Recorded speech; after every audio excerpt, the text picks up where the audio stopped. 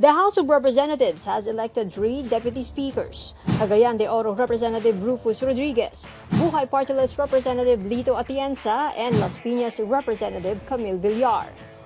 Hours after the election, Villar declined the position. She sent a letter to House Speaker Lord Alan Velasco explaining she wants to focus on her constituents.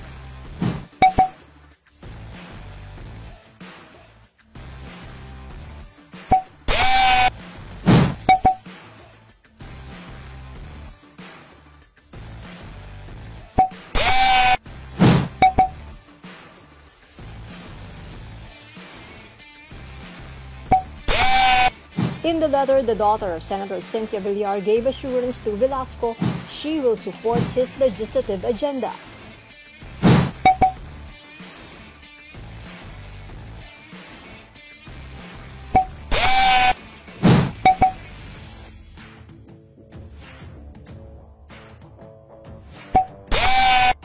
Villar is a member of the Nacionalista Party, the political party of the Taguig Representative Alan Peter Cayetano, who was ousted as Speaker and replaced by Velasco.